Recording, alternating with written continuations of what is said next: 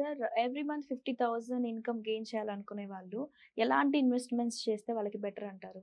Madam ఎలాంటి investments మనం మాట్లాడుతున్నప్పుడు ఏంటంటే, నేను మ్యూచువల్ ఫండ్ డిస్ట్రిబ్యూటర్‌ని కాబట్టి, మ్యూచువల్ ఫండ్స్‌లో మంత్లీ ఇన్‌కమ్ ఎలా క్రియేట్ చేయాలో చెప్తాను. హ్మ్. 2 స్ట్రాటజీస్. ఒకటేమో ఎస్‌డబ్ల్యూపీ. ఒక వెల్త్ క్రియేట్ చేసి ఉండాలి. హ్మ్. దాని నుంచి మనం మంత్లీ ఇన్‌కమ్ తీసుకోవాలి. హ్మ్. దానికి 2 స్ట్రాటజీలు. ఒకటి ఎస్‌డబ్ల్యూపీ, ఒకటి ఐడీసీడబ్ల్యూ హ్మ్. మ్యూచువల్ ఫండ్స్‌లో. హ్మ్. సో, ఎవరికైతే అదర్ సోర్స్ ఆఫ్ ఇన్‌కమ్ ఉందో, హై సాలరీస్ ఉందో వాళ్ళకి ఎస్‌డబ్ల్యూపీ స్ట్రాటజీ బెటర్. హ్మ్.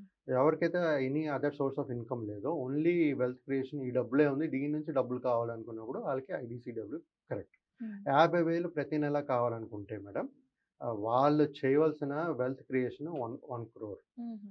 ఈరోజు మీకు ఒక 50,000 హ్మ్. ప్రతి నెల కావాలంటే మీ దగ్గర ఉండవలసిన హ్మ్. Wealth corpus 1 CR. Okay. 1 CR create చేసుకుంటూ ఒకవేళ ఉంటే మనం ప్రతి నెల ఒక 50,000 హ్మ్. మంత్లీ ఇన్‌కమ్ తీసుకోగలుగుతాం. హ్మ్. ఎస్‌డబ్ల్యూపీ మూలంగా గానీ, ఐడీసీడబ్ల్యూగా గానీ. హ్మ్. ఈ 2 విధాలు.